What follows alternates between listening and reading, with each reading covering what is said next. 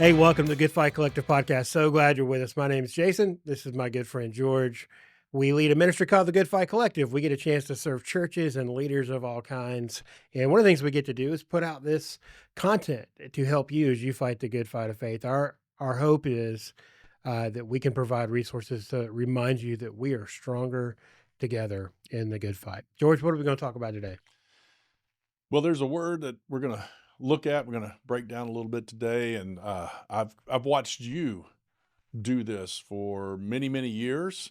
A lot of times, especially in the earlier days, you'd be porching it and have a group of high school guys, and then another group of high school guys, and for year after year, different groups of high school guys would roll through, and you would do discipleship Hmm. with them. So during that time and on the back porch and doing discipleship, what is discipleship? What did it mean to you? What were you trying to accomplish during that time under the guise of discipleship? Yeah, I think the word discipleship, and the reason we're talking about this is we've bantered about this word a lot. What does that mean? What does discipleship mean? And especially as we talk to churches, I think every church has a discipleship plan, but what that means and how it plays out is really different. For me, discipleship's very simple. It's, hey, let's follow Jesus together. Mm. And hey, we're going to be in community together. We're going to follow him. But that doesn't mean sit and listen to me talk.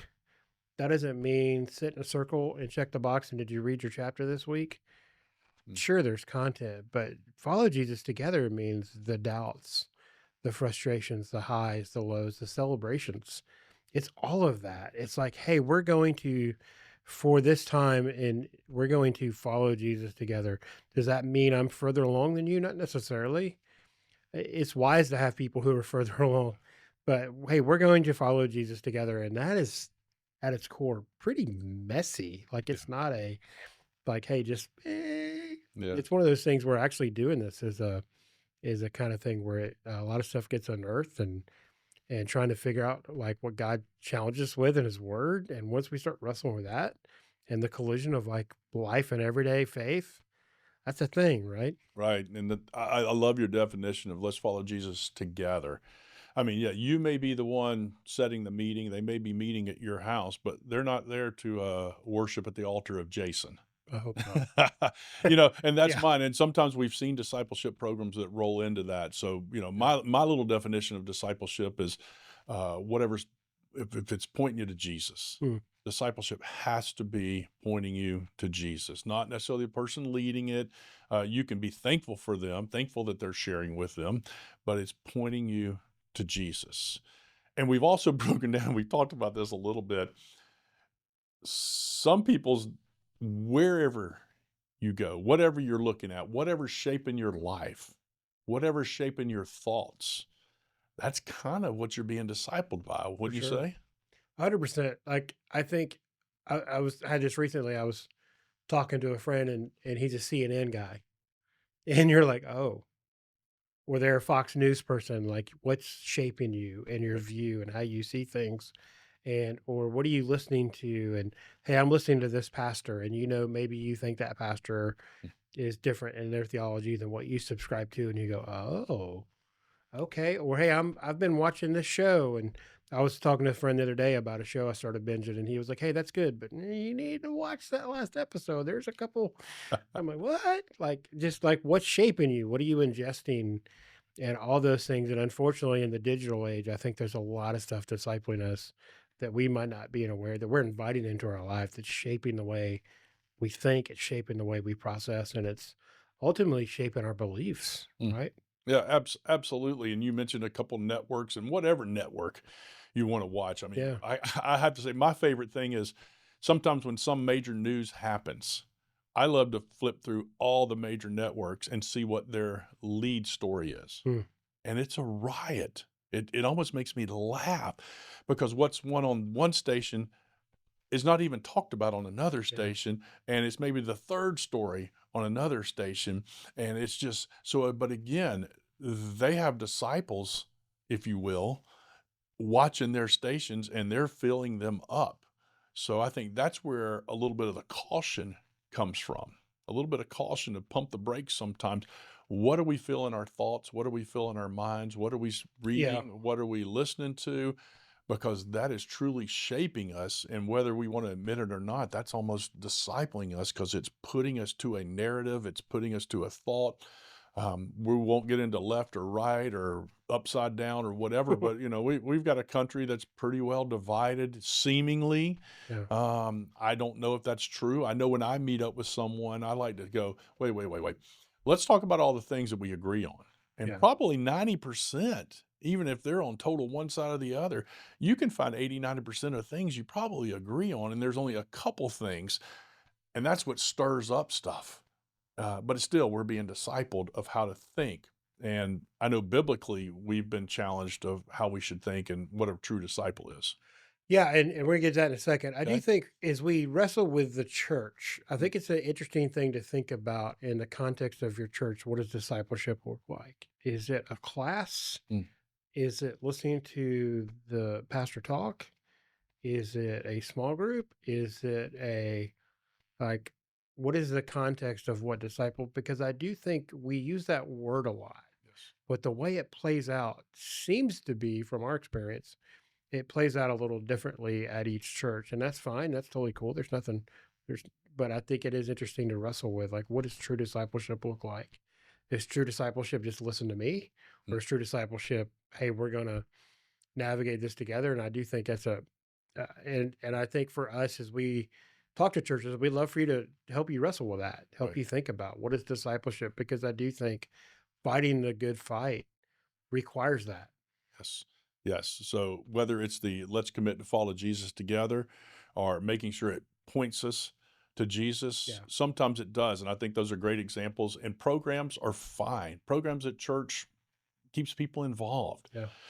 But if it's showing up at a program, means you're being discipled, I agree. Sometimes you need to look a little bit deeper. What is truly going on in that program? What is truly happening in that program? Is there connection happening? Are we getting more to where we're modeling and following after the footsteps of Christ, like the rabbi? Or is this dust? Are we following so closely that the dust from his sandals is falling on us? Yeah, I had a time in my life where you remember this, where I was on the road communicating a lot and doing a lot of traveling and speaking, and that was cool. But it was never as rewarding to me as when I would come home and hang out with one of my dudes. Hmm. And I enjoy that. I enjoy communication. I'm in. Let's go. But at the same time, I always needed to have that centering. Like, hey, here are the people I'm doing life with. Because if I'm just going to show up and say something and leave, like that's exactly what it is. Like, Right. but in my heart, always in doing those things is to, are we setting these up for conversations that are going to last beyond this moment? Yeah. Are we setting you up to go have conversation with a leader that's invested in your life? And I think our heart is we want to help churches really see discipleship as a core piece of helping people fight the good fight. Yeah, so it's not necessarily an either or. Yes. It's a not, hey, well, we've got to have classes. We've got to draw people because, hey, we're all about, especially men getting together in men's group and such. So we're all about that. It's not an either or. It's more of a yes and. Mm, Hey, yes, get together, have your small groups. Yes, have your disciple groups. yeah. But yes, and maybe find that one person. Maybe find that one person or two persons that you can really get with and really challenge and hold accountable as this discipleship takes place. Yeah. To follow up with what you said a minute ago, Okay. uh, in Matthew 28, which is famous for being known as the Great Commission, which is what Jesus says right before he ascends into heaven. So he has been uh, executed. He has come back from the dead. He has appeared, and now he's about to peace out. And he says this: Then the 11 disciples went to Galilee to the mountain where Jesus had told them to go. When they saw him, they worshipped him, but some doubted. Can you imagine? Like he had just risen from the dead. But we all have it in us, right? Then Jesus came to them and said, All authority in heaven and on earth has been given to me.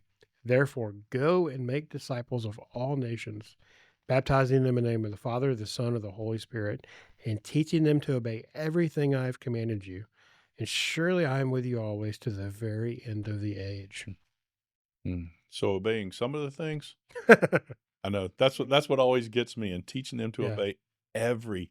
I don't get to pick and choose, what I want sometimes there, and I know that's a little sidetrack here, Yeah. but that is somewhat of the discipleship, Yeah. is being with someone who is gonna encourage you, and I think the closer we draw to Christ, the closer we draw to Jesus, the closer we look at what he did on the cross, we want to follow. We want to be a part. So having someone discipling you to walk along, to encourage, to fan that flame of wanting to obey all things, to me, that's huge in discipleship. So good. We wrote down a couple things here, things we've learned as we've talked about discipleship over the years. One, you have to pursue it, meaning that I think for most of us, if the Lord, are we praying about pursuing having those kind of relationships in our life? Are there people in your life now you need to go say, hey, would you be willing to meet? Hey, would you be willing to spend time together? There is, and typically what we've learned is guys that you would want to disciple you are probably busy. Yeah. They might be discipling other people. You just need to pursue it. And then the second thing maybe to look at there is it's gonna be messy, Yeah. because you know what? You're gonna be honest with one another. If you're truly pursuing discipleship, you gotta be honest. So you gotta ask the tough questions. Mm. And I remember meeting with my accountability partner, who's still my best friend, is we'd always ask that last question. Okay, what am I not asking you that you need to tell me? Nothing. Yeah, oh, come on. What are you holding back that if I ask you, you wouldn't want to tell me? Well, you need to tell me that.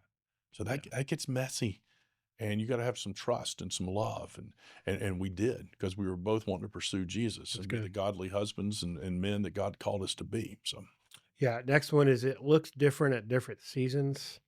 And I think as we unpack that, as it looks discipleship, uh, for you being in an empty nester season and being in the season you're in looks different than maybe someone who's in their 20s and they're newly married or they have a newborn. Just the season of life you're in and having people who are investing in you. And we should always be pursuing these kinds of relationships, but it looks different. It plays out differently when you have that kind of margin or different things going on in your life. and this is probably my favorite one of all. You lead from your overflow. Mm. I mean, that may be on my tombstone, or at least at the end of my career, especially when being an educator at a Christian school, and as a head of school or principal, the teachers, sometimes they're sick and had to be out, but I would encourage them, hey, if you're feeling drained spiritually, because man, being an educator and giving, discipling others and giving Mm. takes a lot out of you if you're doing it right.